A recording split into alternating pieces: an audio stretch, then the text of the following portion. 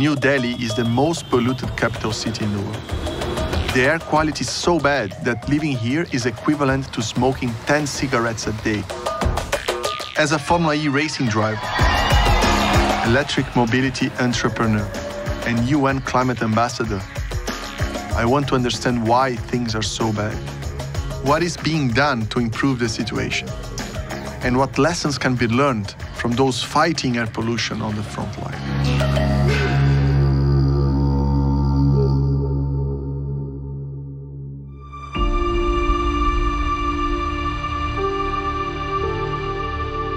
I have a few memories from all the Formula E races I did.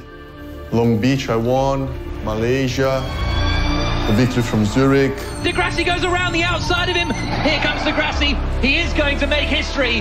Then season 4, season 5, season 3. This Mexico win was the one I won this year, that I overtook the first place 20 meters from the finish line. Here comes Verline out of the final corner. It's 0. Grassi wins.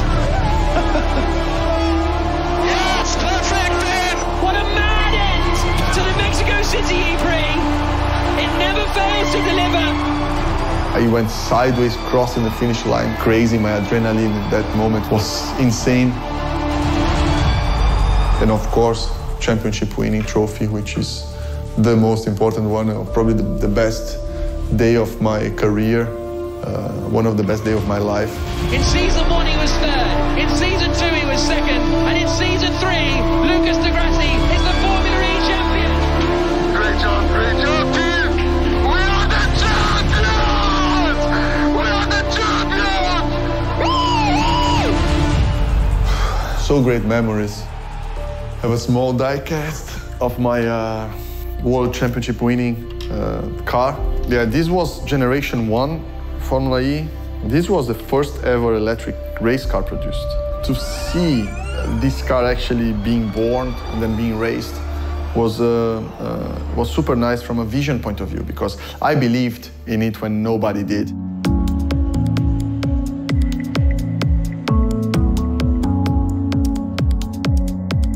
I always think it's a moral duty to use the knowledge that you acquire in your profession to try to make society better somehow. And I always struggled to understand how motorsport could make society better. Because in the end, like my mom used to say, you go around, around, around, and you arrive in the same place.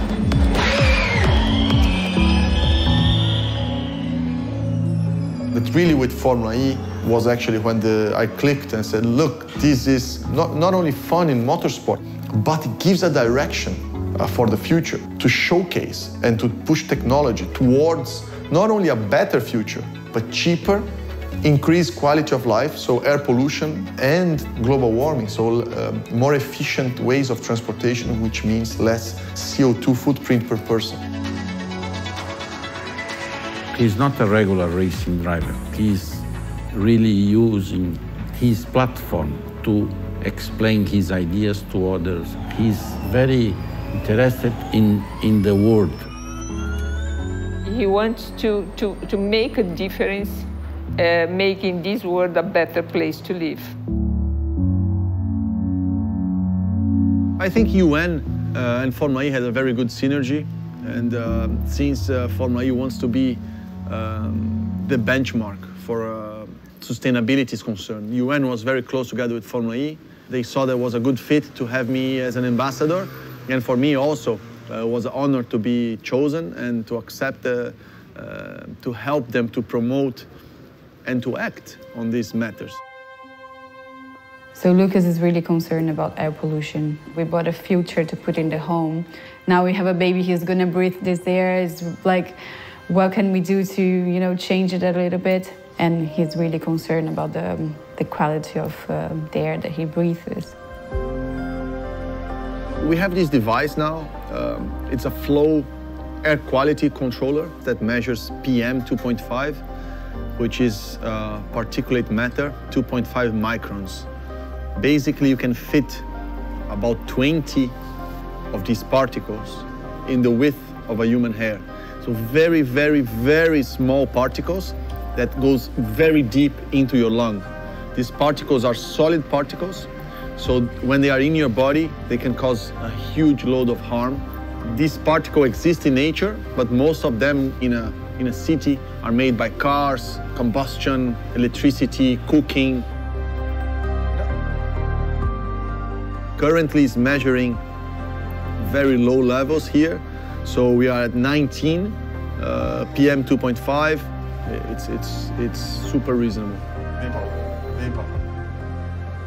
We understand that 9 million people die a year of diseases directly related to air pollution. Since he joined the EU and he became much more aware, he's like researching everything he can, watching all the documentaries that he can, and reading all the books and listening to audiobooks. And sometimes he comes and say like a statistic from out of nowhere, and it's like, how do you know this? So he never stops. Yeah, over 1 million Indians die prematurely every year due to air pollution. Half of the children in Delhi have abnormalities in their lung. 50%. So it's huge.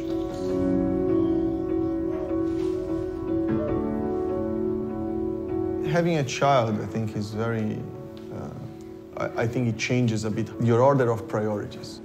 What do I need to do to create a better future for my son, which means a better future for humankind in general? We are very, very fortunate people. We have a very good standard of living. For example, I can install an air filter and keep Leo inside a closed environment if I want to. But most people cannot afford that. So the people who will have the worst of this scenario in the future will be the less fortunate people and the people who really need the help the most. So for me, this is a key issue. And I think this is where technology can be so disruptive. It can create something which includes more people by being cheaper and better for the environment and for themselves. This is the tricky part. This is what we are all looking for to achieve. This is what electric cars will achieve and electric mobility will achieve in the future.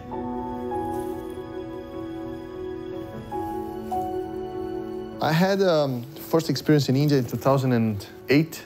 I did actually a Formula 1 demonstration there, and there were like 100,000 people super excited. So the heat, the passion of the Indian people was awesome, but the conditions that I saw there, it was pretty bad.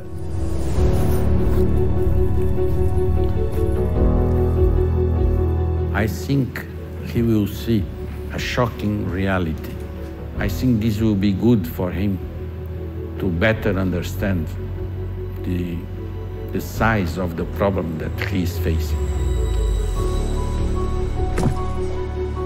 What I'm looking for is really to see live and feel what billions of people are going through in their day-to-day life, how deep is the impact that these technologies are going to have in their lives.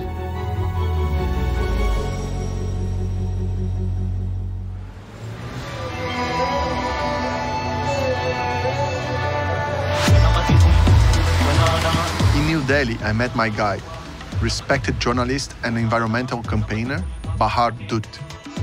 So I know this looks crazy, but it's actually, there's an order to this chaos where in the old cities that this market here is where a lot of the old cars get repaired. So can I buy some parts for my Formula E car here or not? I don't think so. Each of these shops, they have very specific parts. It's like you have the clutch, you have the air conditioning, here you have suspensions. So the usage of parts until the very last mile. I'm actually looking at that damper I can use in one of my Formula E races. You've come at a very interesting time right now because it's just the onset of what we call the air pollution season. Okay. I don't really understand why air pollution is so bad. Is that because of power generation? Is that vehicles? It's a complex answer. It's not any one cause, which is why finding the solutions is not easy. Of course. So whether it's vehicular emission, or it's our coal-fired power plants, or it's road dust, or crop burning.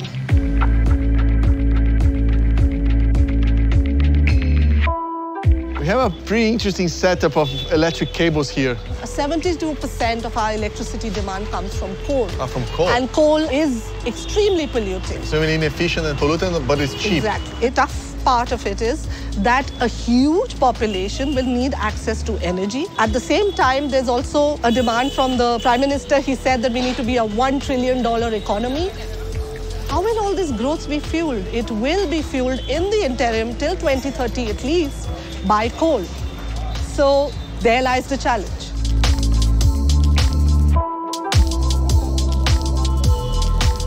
So, this is a tuk-tuk, right? Yes, it's the e-rickshaw as we call it. And this is electric, right? Yes. Can we see the batteries? I think so. I think the battery is inside. Battery dikhayenge. So you have 4 batteries. So one charging, he's able to do 80 kilometers. 80? In just one charging. How much it cost, one tuk-tuk? Around $2,000. Do you want to buy one? No, maybe. Actually, it would be very cool around my hometown. He didn't choose an electric tuk-tuk because electric. He chose because it's the best cost-benefit for him. The thing with the tuk-tuk and the bicycle is it's being used by the poor, who were anyways using clean sources of energy, who were using public transport. The challenge is how do we get the people of Delhi who have 4 cars in one house to say, please give up your cars and move to public transport. With over 10 million cars on Delhi's roads, it's a huge challenge to encourage people to move to cleaner forms of mobility. There's also another transport issue that faces India.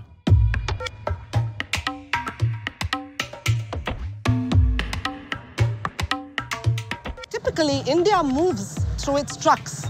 The trucks carry all our essential supplies from construction to milk to vegetables. All these trucks run on diesel. Yeah. And diesel, as we know, emits a lot of PM 2.5. And as far as pollution is concerned, 28% comes from vehicles. What's the legislation, the regulation about emissions trucks? So all of them require a certificate which says pollution under control.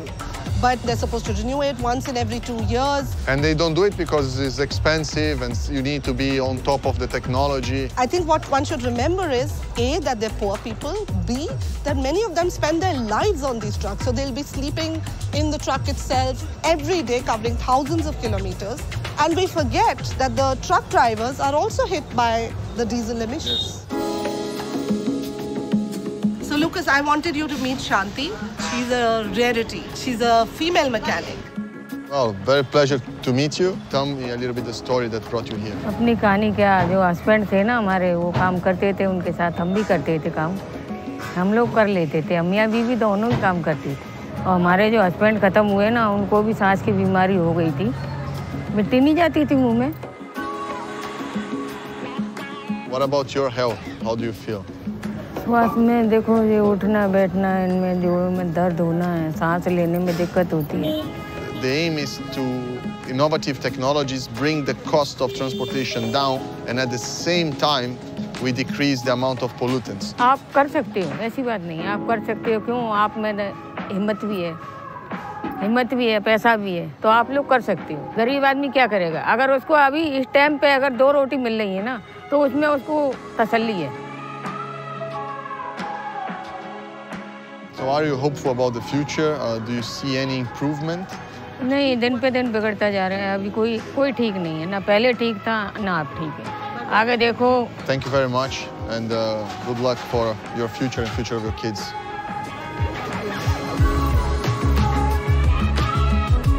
It's quite an eye-opening place to be. It's very good to sit and talk to people, understand their real needs.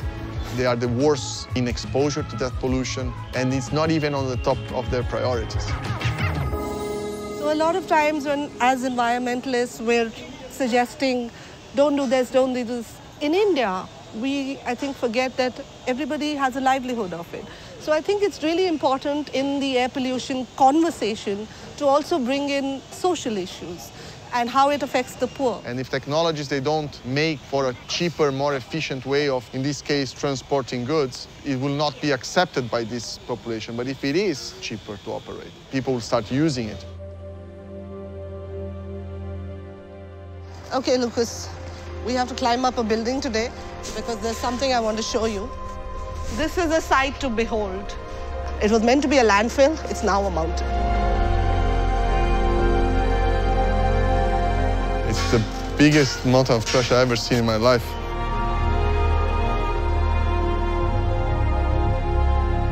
There's 3 more. We have 4 of those, Yes. and the amount of production of garbage per day is? Would be around 11,000 tons per day. And the poorest of the poor will end up there with their bare hands, picking up some of the garbage to recycle. The really poor people are exposing themselves every day to this hazardous waste. Remember, landfills also release methane. Yeah. So that's combustible, that catches fire.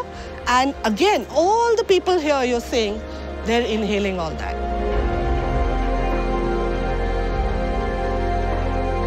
So the levels, just imagine how high it must be, even on an average rainy day, of the toxic chemicals. Actually, I measured. Very high. I just measured. It was like super high.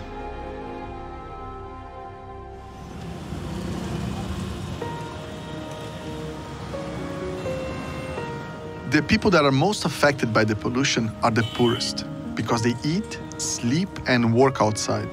Bahar knows a local family she wants me to meet. Okay, Lucas, this is a typical community which would live by the roadside. Hello, hello.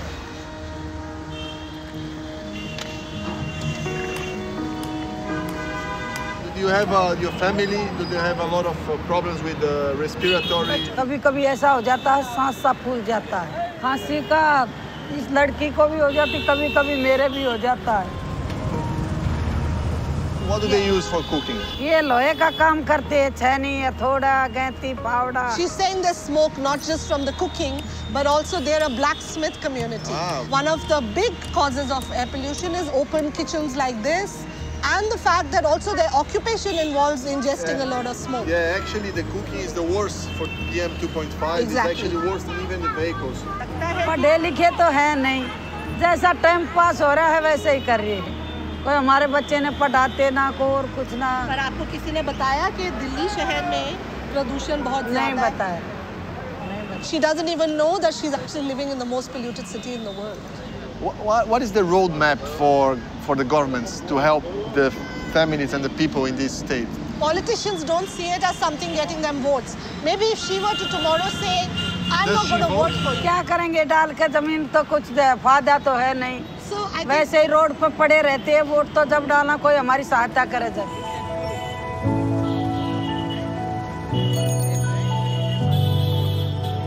This is completely outside my reality, of course.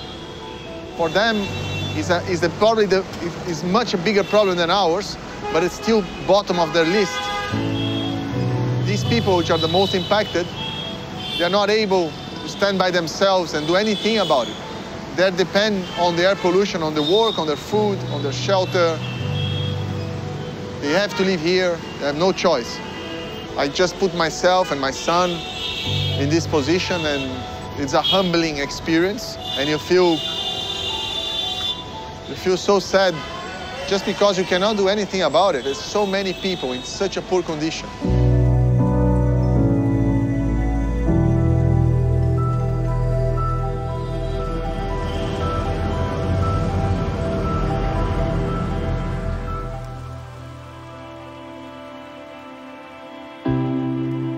Technology can play a huge part in combating air pollution.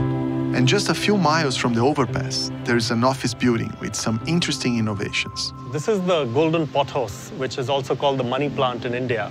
Very easy plant to grow, and it's great at removing formaldehyde from the air. No indoor place will ever have CO2 less than outdoors because human beings give out huge amounts of carbon dioxide. But here, because of the plants, the CO2 levels are lower than even outdoors. In early 1990s, I became allergic to Delhi's air. We started this research on simple plants which converted CO2 into oxygen very effectively. The Sansevieria, it's an indoor plant which gives oxygen at night and removes carbon dioxide at night. So if you can't have a proper filtration system for outdoor air and fresh air, then you put lots of these in the room and your carbon dioxide levels can come down. And that one? And that's the third one. It's part of the palm family. This is one of the best plants in giving oxygen during the daytime. We clean up the air, we remove the volatile chemicals, we remove things like ozone, NOx and SOx, etc. It's a 35-year-old building and it can be done here. What is this? So this is a cooling tower. For the air conditioning. That's right, part of the air conditioning system. And we also use it for the air quality system, where we're able to cool the air in the summertime down to 27 degrees when it's outside is 45 degrees without any air conditioning because of this cooling tower. Evaporation of water. Yes. There's zero artificial light. And this is sunlight? Pure sunlight. So entire spectrum of the sun's light for photosynthesis is coming through here. The vacuum tube, so you touch it, it's not hot because of the vacuum tube and the mirrors which concentrate the sunlight through into this room. You see those leaves moving over there? Yeah. The air is coming through a mechanical filtration system. All the particulates from outside, all the gases are removed. They're coming into this greenhouse.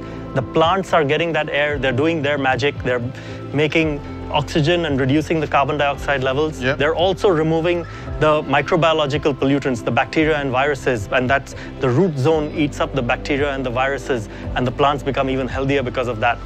And so from the other side then, it gets pulled out of this room and then goes into every air handling unit in this building. So every person in the building gets a little slice of the greenhouse, a little slice of the fresh air.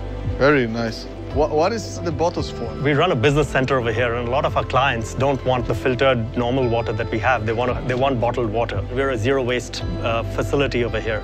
So all the waste is taken, the dry waste is separated, the bottles are taken, and we make planters out of them. So fresh air, fresh the water, zero waste. After coming to this building, I feel very bad.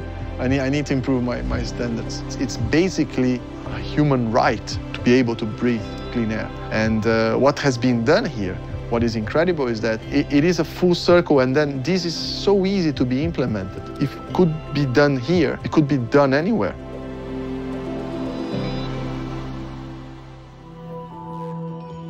The Center for Science and Environment is looking at ways of bringing about change at a national level. In a developing world like India, environment is not about pretty trees and tigers. It's about the connection between survival of communities and sustainable use of natural resources. Now we are at that turning point. We are seeing citizen science emerging here, people going around with their sensor monitors and seeing what they're breathing. This conversation is moving action a lot more. This last decade, this city has shut down 4 coal-based power plants. Delhi has banned all the dirty fuels. But even after doing all these are not small measures. We still have to reduce our pollution levels by at least 65% to meet what we define as clean air. And how do you see technology playing a part? Technology has played a dramatic role. This is perhaps the only major vehicle-producing country in the world, from after reaching the Euro 4 emission standards, that will skip Euro 5 and go direct to Euro 6 just in 3 years. And you must have seen this, what we call the e-rickshaws. Yeah, I've ridden in one. I almost died, but in the end, I said to the driver that he has to come and race with me in Formula E. So by 2030, all new vehicles to be electric. That's huge ambition. And in Brazil, they want to start discussing about electric mobility in 2030. So hearing that actually makes me very proud of these policies from the Indian government towards electrification of mobility in general.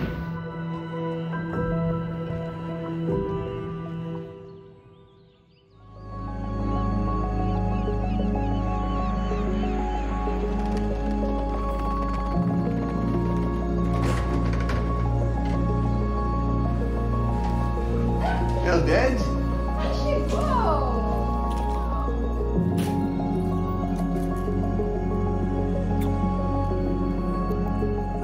It's very different when you have a life like this. It's very easy to say, okay, let's fight air pollution or this or that, but when you go there and you see the reality and see that the problem is so much more complex. The biggest challenge that I see in India was how to create economic growth in a sustainable way. Everybody is breathing the same air, but most people suffering are the poor people. I think the adoption of electric cars will change society for much better, but we cannot just regulate and mandate people should drive electric cars. It will need to be cheaper than current technology, so it's accepted. We are already getting better off that we were on the 70s, 80s, or 90s. Even there in Delhi, they are ready with good policies, taking coal out, other forms of producing more sustainable mobility and power generation. It's a process. If you have the opportunity and the chance to push technology forward in terms that will make society better, you should do so. We already used motorsport 7-8 years ago to create Formula E, to push electric. This is, for me, very clear. It doesn't matter where you're from, doesn't matter which country for, how much money you make or who you are. I think you should be trying to make society better. There is a duty for that, for them, actually.